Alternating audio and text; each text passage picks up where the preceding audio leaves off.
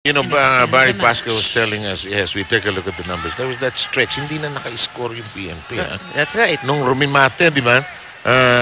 Hindi na sila naka-score. Yung 16-15, nauna pa nga yung Smart doon sa technical time. You heard the other numbers. That's right. Look at the terms of attacks, 15-5. And yung errors pa ng Smart din, yung 8-5 nangyari yun towards the early part of the second set where nag-lead pa tong PNP. But yun nga, when they got their bearings back, wala, tuloy-tuloy.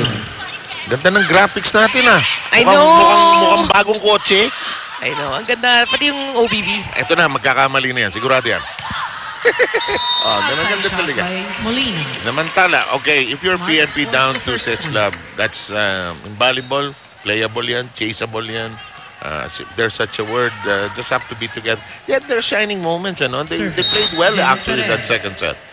Oh, they even actually led by as much as 5 points. Sabi mo nga samantala, nagsara na ang pintuan ng Smart. Si Roses at si Soriano, parang law firm, ano? Sinaran talaga Walang nakalusot na palo doon. Service. Number 2. Law firm. Concepcion. There's some names ng bagay talaga law firm. Ang dating. Iba naman, dentista. Di ba? Doctor something, di ba? Alam mo, dentista di ba? 2-1. 2-1 is the count here. May mga tatanong dyan mamaya. Anong pangalan ng dentista? Dadating mo yan. Huwag kayong mag-alala, lalabas yan. Here's Concepcion serve. Panatikla. Roses. Well done. Pag gusto ni Isu pumalo, may tusok din yung palo niya. You know, that's what I like about Sue Roses, no? You can see kahit anong position, pero what I like about her, she can be the star, pero pwede rin siya maging role player. Marunong siya mag-step back and let other people, you know, shine. And she'll just player game, you know, parang support. So all around din siya in that aspect. Play the back row.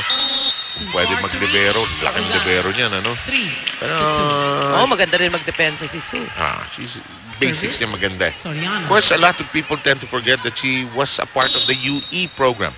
Shakey's for Fun Family Pizza, it's gotta be Shakey's. Sa tagal niya kasi kay Roger Gurayev din, kala lang maraming tao, San Sebastian yan Oo nga. She was part of that squad at when they won the championship. Ng San Sebastian. MVP. I think she was MVP. Yeah. Banatikla and Tadeo unable to keep it in the air. 4-2 lamang ang Smart. Chara Soriano still serving. Well, like you were saying earlier, down 2 sets ang PNP, but you know, all they wanna do is actually give a better showing in the third set. Because they're looking down the road, di ba? May mga games pang natitira. That was an extreme close-up of Charo Soriano that you just saw, and she was going out because Gohing is darting back in as for libero play. Kailan sumusundot yung libero? Kailan, at what moment? After the service. After the serve. Oh, short. Yun actually yung maganda ng when they introduce that libero concept is the libero can actually go in and replace anyone at any time. At any time. Basta back row. Rexona antiperspirant deodorant, it won't let you down.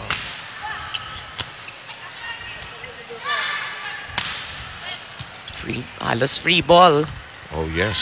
Soltones huli siya. Nice spin by Gohing. Hello, magkagulo kayo dyan. Basta akong buho ko, ayos, wala akong problema. Sue Roses. Just a neat person, ano? Just neat. Sino may birthday? Si Mildred. May birthday? May birthday ka ba, Mildred? Fragante, our GMA executive producer, happy birthday. I always ask kung may birthday talaga.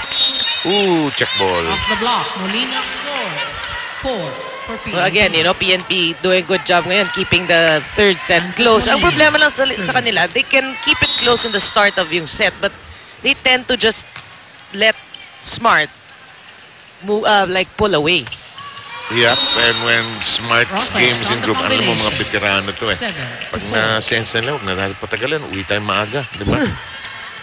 Axel is our official outfitter here in the Shakey's V-League and has been a faithful sponsor of the Shakey's V-League through the years. Huli, pero out ka. Ande, tusok. Tusok. Turned back by Ferrer. 8-4. Una ang Smart sa technical timeout. And Gohing massaging Jem Ferrer. She's enjoying the moment. Or that, or the massage. I don't know which. Either one. We'll be back.